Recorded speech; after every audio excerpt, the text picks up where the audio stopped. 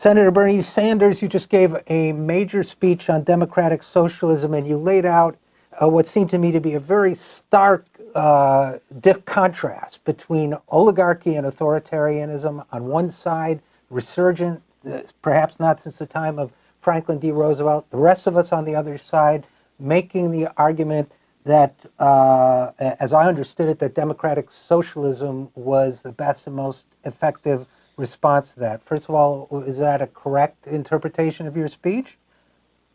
Yeah, I think it was, Richard. As many listeners may know, way back in 1944, the State of the Union speech that didn't get a whole lot of attention because it was at the end of World War II and Roosevelt was dead a year later. But what he said was pretty profound. What he said is, look, you got a Bill of Rights in this country and a Constitution that protect our political rights. You have the right of free speech, you have the right of a free media, you have freedom of religion, freedom of assembly, and all of the rights guaranteed us by the Constitution.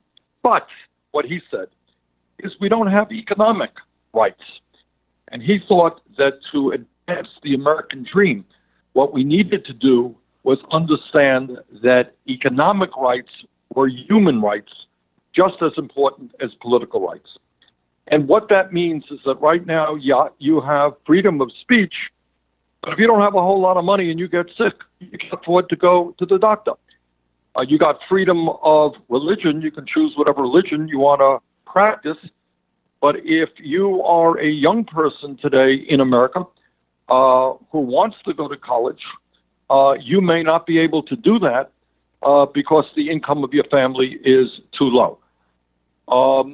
So what he was saying is that we need to establish economic rights as a human right. And that is where I think we are today. And that's what this speech is about. So what we are talking about is saying as loudly and clearly as we can is that the right to a decent job that pays people a living wage, not a starvation wage, that's a human right. And that is something we have got to make sure is established here in the United States. Same thing for healthcare. Healthcare is a human right, not a privilege. You got millions of people in this country today spending 40, 50, 60% of their limited incomes on housing. The right to affordable housing is a human right. The right to retirement security is a human right. Millions of elderly people today are trying to get by on $12,000, $13,000, $14,000 a year. They can't afford the medicine they need. We have got to say loudly and clearly that the right to retirement security is a human right. And when so many people are living in communities where the water is undrinkable, where the air is resulting in their kids getting sick, a clean environment is a human right. So main point that I made today is that in the United States, we have got to establish economic rights, the right to a decent life for all of our people as a human right.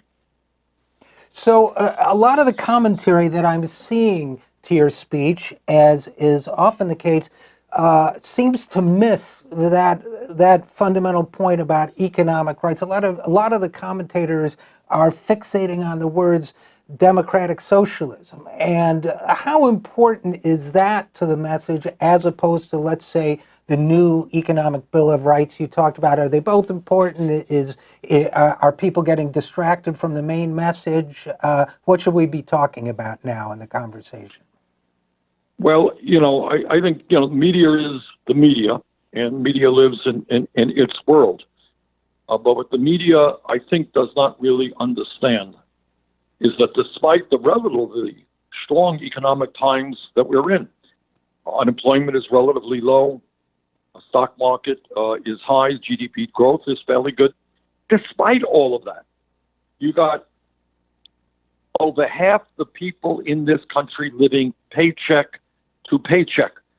That means if they have a major car problem, their car breaks down, they may not be able to fix that car. They don't have the money to do that. If they get sick and end up in the hospital, that could end up with economic devastation to their family. You got almost 40 million people living in poverty. You have tens of millions of people who have no health insurance or are underinsured.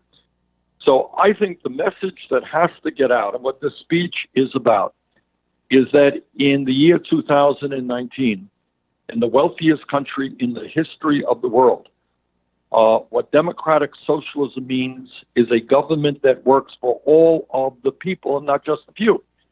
And the point that I made this afternoon is that in somebody like a Donald Trump, you have somebody who really is a socialist in his own way, except he is a corporate socialist.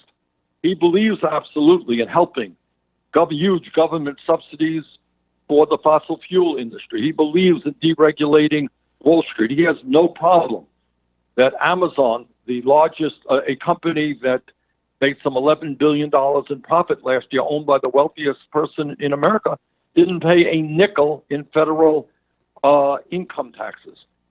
So I think the choice in this campaign is between those people like Trump, who believe in corporate socialism, versus those of us who believe in a socialism that works for working people.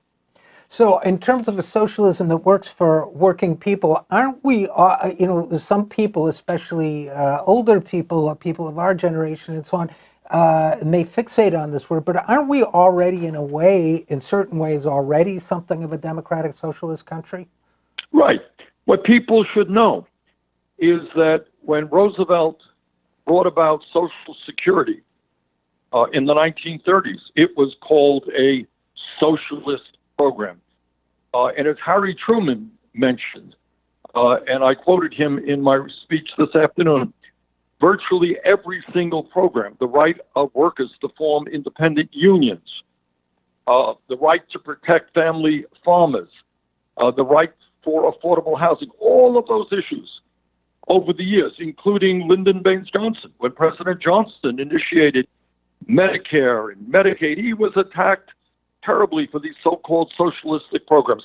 Virtually every single program that helps working people was attacked as being socialistic. Meanwhile, when you bail out the crooks on Wall Street, that's thought to be a really fine thing to do.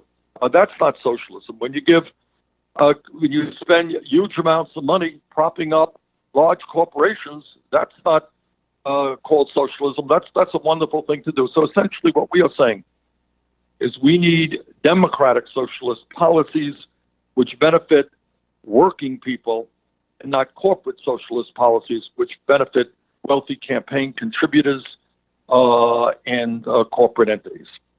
So last question for you, Senator Sanders. We have a lot of people out there arguing about, let me put it this way, who say, I don't care who the candidate is that the Democratic Party selects. I just want to beat Trump. Get me the person that's going to beat Trump, right? You hear that a lot. Yes. And so how does this fit in? How does saying, whether we call it democratic socialism or whatever, how is this the way to beat Trump? Well, that's a good question, Richard. And let me say this, and I don't mean to be self-serving here, but I think what polling, just polls that I saw yesterday, has me in double-digit leads ahead of Trump nationally, and other recent polling has me ahead of him in Michigan, in Pennsylvania, in Wisconsin, in states that we have to win. A Democratic candidate for president is going to have to win if Trump is going to be defeated. So I honestly believe Biden is doing well in those matchups as well. But I absolutely believe that when we take the case to the Midwest and in other parts of this country, we're going to need a candidate who is unequivocally on the side of working families, who believes that we need health care for all as a right, that we need to raise the minimum wage to a living wage, that we need to combat climate change. And in doing that, transforming our energy system, we can create millions of good-paying jobs. We need to rebuild our infrastructure. We need to focus on criminal justice reform, immigration reform. And I think I am the candidate who can bring out a whole lot of young people and get them involved in the political process in an unprecedented way.